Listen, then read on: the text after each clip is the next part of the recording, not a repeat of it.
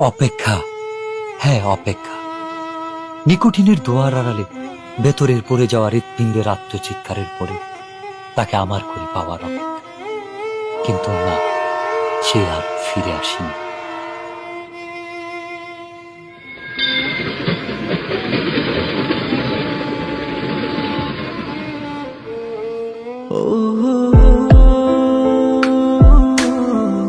তবে এসেছিল এই পাহাড়ের পাদদেশে আজ থেকে অনেক বছর আগে, সন্তের জেগেরা সীমান্তবর্তী জেলা শেরপুরের প্রত্যন্ত একটি গ্রাম।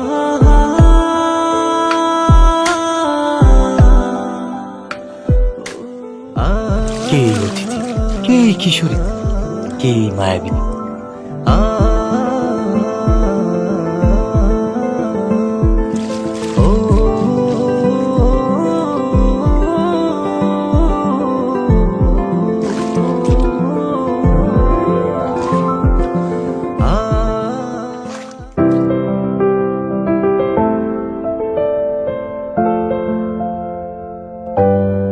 যার বিরহের অনলে পড়ে স্বপ্নের মতোই বদলে গেল এক যুবকের জীবনের গল্প। হ্যাঁ, স্বপ্নের মতোই বদলে গেল।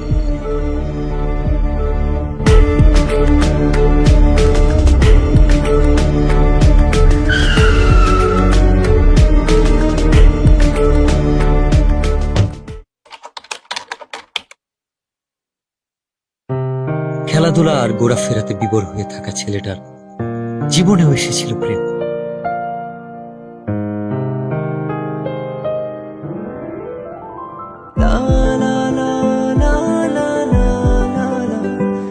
চোখের ভাষায় কেউ যেন বলছে, আমি এসেছি তোমার হয়ে, আমাকে তোমার করে নাও।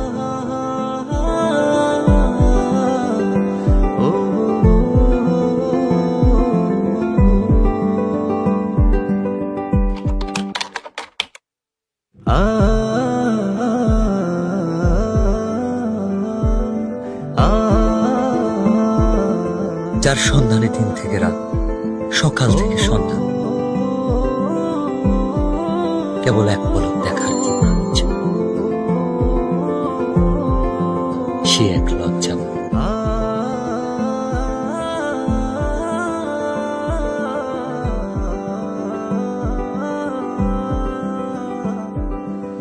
এই এক অদ্ভুত ভালো লাগা, যার অনুভূতি ব্যাখ্যা করা কঠিন।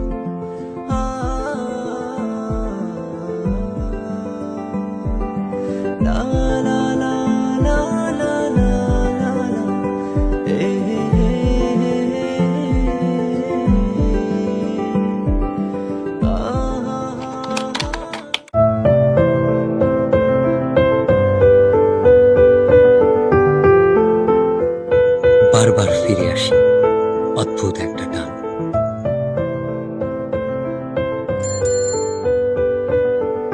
কিভাবে বুঝাই তাকে যা বলতে চেয়েও পারিনি।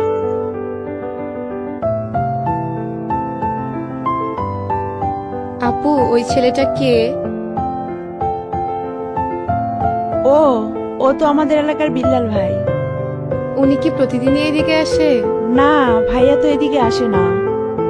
ও আচ্ছা।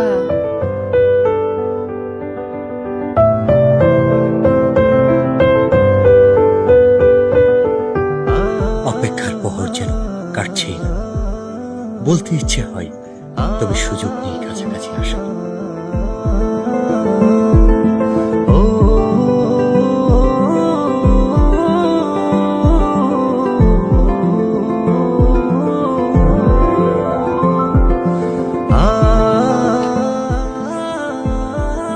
না বলা সব কথা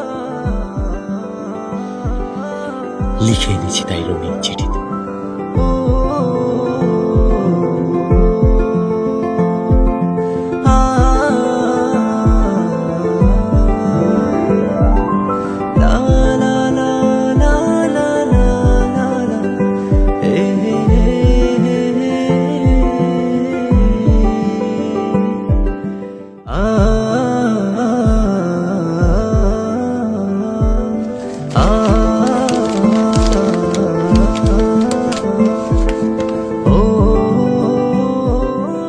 আমার লেখা প্রথম চিঠি, নাম না জানা একজনকে ঘিরে।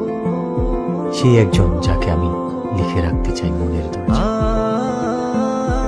যার ছবি আঁকতে চাই ভালোবাসার রঙিন তুলিতে মনের ক্যানভাস। তুমি সেই রমণী যে আমার ঘুম কেড়ে নিয়েছ, রোদ খরার দেশে চাতক পাখি যেমন মেঘের জলের অপেক্ষা।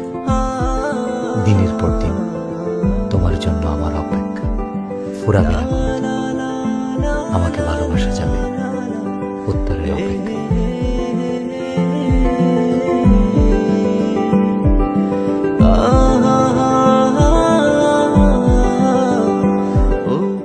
ভর দুপুরে অপেক্ষা, কৌতূহল, উৎকণ্ঠা, অস্থিরতা, মনের দরজায় কি বুঝি কড়া নেড়েছে।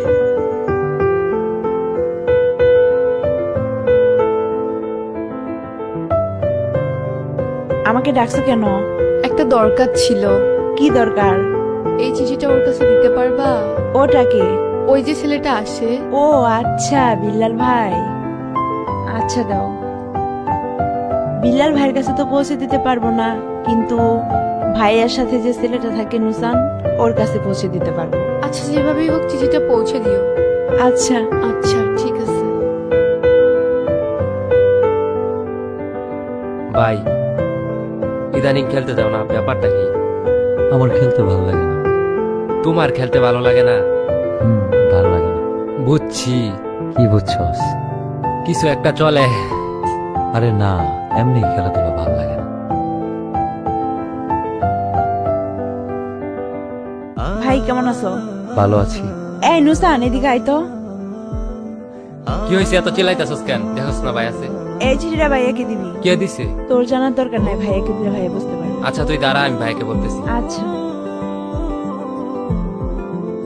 ভাই, মিলি দিছে।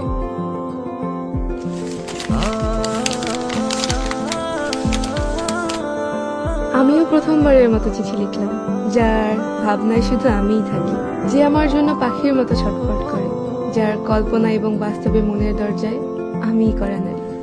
আপনি সেই পুরুষ যার চোখে মুখে শুধু দেখতে পাই আমার জন্য ভালোবাসা। হঠাৎ আমি বুঝতে পারি কেউ আমাকে মন থেকে চায়, খুব করে।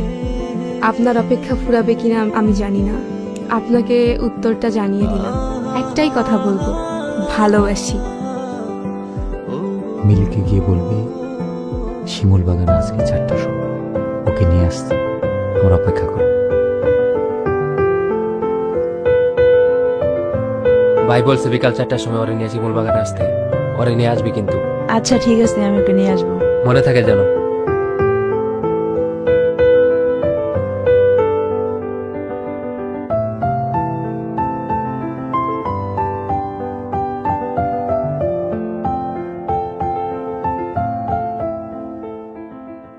আচ্ছা তুই থাক।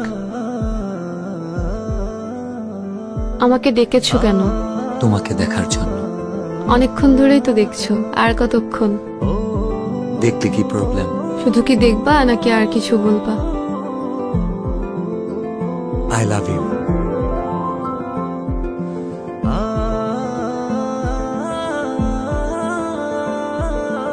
আমি কিন্তু আমার উত্তরটা পাইনি। এটা আমি আমার কাছে সারা জীবন রেখে দিব।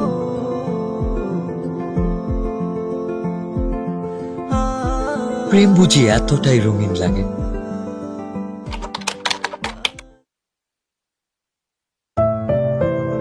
তবে রঙিন দিনগুলো হারিয়ে গেল কুয়াশা ভেজা সকালের ন্যায়।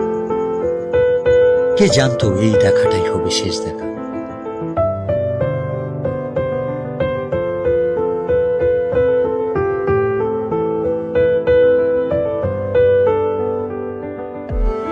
অনেক দিন তো হয়ে গেল, মনে হয়তো চলে যাব।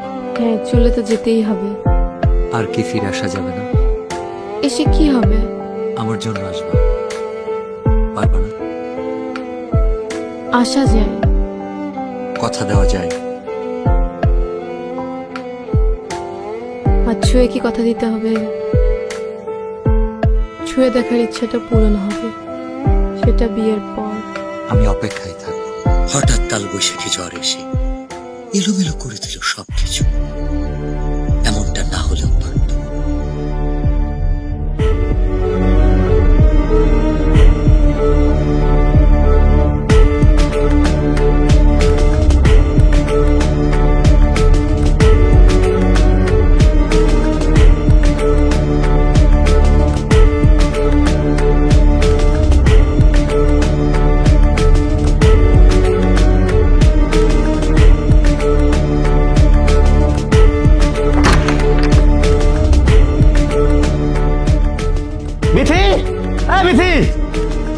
চিল্লাচ্ছ কেন? তোর বোন কি এলাকা ঘুরতে আসছে নাকি আমার মান সম্মান নষ্ট করতে আসছে? কেন? আমার বোন কি করছে? এই তোর বোন বিল্লালের সাথে কি করে? ওর সাথে আমি যেন না দেখি।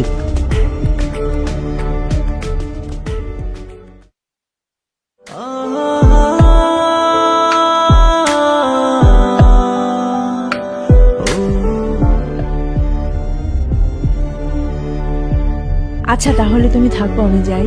প্লিজ চলো না, আমার অনেক ভয় লাগতেছে। আমারও অনেক ভয় লাগতেছে। চলো না।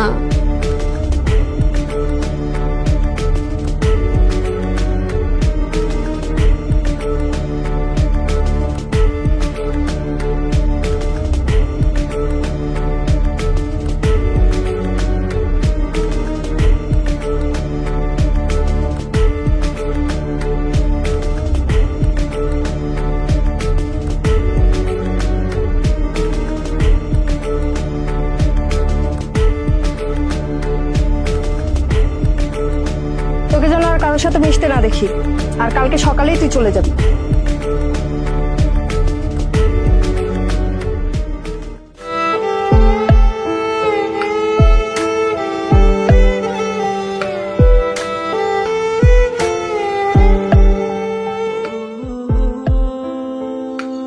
অতিথি পাখিটা কষ্ট নিয়ে নিরে ফিরবে, এটা বুঝি তার রেখে যাওয়া শেষ স্মৃতি।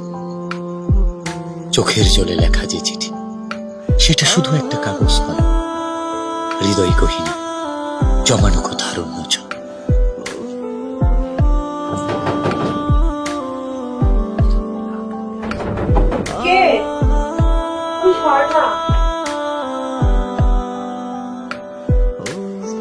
এত রাতে তুমি এখানে? মিলি, আমি বুঝতে পারিনি আমার জন্য তোমাকে এত কথা শুনতে হবে। আমাকে মাফ করে দিও, আমি কালকে চলে যাচ্ছি। আর পারলে তোমার ভাইয়াকে এই চিঠিটা আর আমার এই শেষ স্মৃতি দুইটা পারলে তোমার ভাইয়াকে দিয়ে দিও।